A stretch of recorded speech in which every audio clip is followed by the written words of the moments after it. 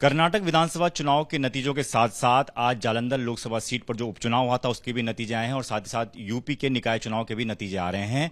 अभी जिस तरह के रुझान आए हैं उसके मुताबिक जालंधर में आम आदमी पार्टी एक बड़ी जीत की तरफ बढ़ रही है। हमारे साथ इस बारे में बातचीत करने के लिए आम आदमी पार्टी के वरिष्ठ नेता और कैबिनेट मंत्री सौरभ भारद्वाज हैं। सौरभ जी, लोकसभा की सीट जो भगवंत मान के जाने के बाद से खाली हो गई थी और यहां पर जालंधर में आपको मौका मिला, आप चुनाव में गए, हालांकि एक साल का वक्त बचा और इतनी बड़ी लीड, करीबन 34,000 की लीड इस वक्त नजर आ रही है आपके जो कैंडिडेट। देखिए, एक साल जो है भगवंत मान साहब की सरकार को वहाँ करीब हो गया है।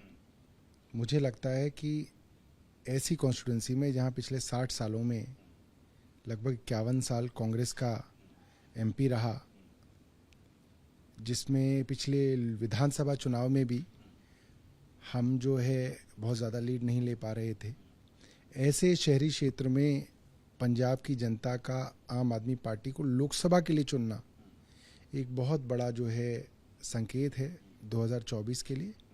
और अरविंद केजरीवाल जी की लीडरशिप के ऊपर एक मोहर है। भारतीय जनता पार्टी जिस तरीके से एक नकारात्मक राजनीति कर रही थी, रोज़ झूठे आरोप लगा रही थी, अरविंद केजरीवाल जी को बदनाम करने की कोशिश कर रही थी, मुझे लगता है कि जनता ने उन सब इल्ज़ामों को नकार दिया और भारतीय जनता पार्टी की नकारात्मकता को जो है जनता ने जो है पूरी तरीके से नकारा है। इसके पीछे एक वजह ये भी हो सकती है कि आपने पूरी ताकत इस बार झोंक दी थी पूरे उपचुनाव में। मुख्यमंत्री अरविंद केजरीवाल समेत वहां की जो पूरी कैबिनेट थी वो वहां पर नजर आती थी, तमाम बड़े नेता आम आदमी पार्टी के नजर आते थे। लेकिन साथ ही साथ जब कर्नाटक में चुनाव हुआ तो वहां पर आपका स्पेस खाली रहा। तो क्या कोई स्ट्रैटेजी थी कि कांग्रेस को वहां पर आगे बढ़ने दिया जाए, या किस तरीके की बातें रही कि वहां पर आपका इतना चुनाव प्रचार नजर नहीं है? देखिए, आम आदमी पार्टी, मैं हमेशा से कहता हूँ, हम लोग अपने सर्वेज के ऊपर आधार पे जो है पार्टी की स्ट्रैटेजी को तय करते हैं। जहाँ पे जीतने की गुंजाइश ज़्यादा होती है वहाँ पे हमारी पार्टी के सब बड़े नेता जाते हैं और मुख्यमंत्री जी तो हमारे मेन ब्रांड हैं। तो जहाँ जहाँ पार्टी के लिए बड़ा चुनाव होता है, मुख्यमंत्री जी के नाम पे वहाँ वोट पड़ती है। इसीलिए मुख्यमंत्री जी का वहाँ जाना तो बहुत ज़रूरी है। कैंडिडेट की, राज्य सरकार की अपनी उपलब्धियाँ हैं, मगर मुख्यमंत्री जी की जो ब्रांड है उनके नाम पे जो वोट आते हैं वो उस पार्टी के लिए जो है सबसे बड़े निर्णायक वोट होते हैं।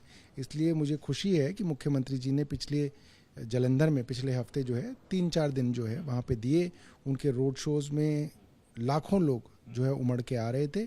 जो चुनाव पहले ऐसा दिख रहा था कि आम आदमी पार्टी हार सकती है, वो चुनाव मुख्यमंत्री जी के जाने के बाद पूरा पलटा। यूपी निकाय चुनाव के नतीजे आ रहे हैं, वहां से भी आपके लिए खुशखबरी है कि 2 से 3 जगहें, खासतौर पर अमेठी, कौशाम्बी, रामपुर, इन जगहों पर आप लीड करते हुए नजर आ रहे हैं। कौशाम्बी में तो शायद जीत भी गए हैं।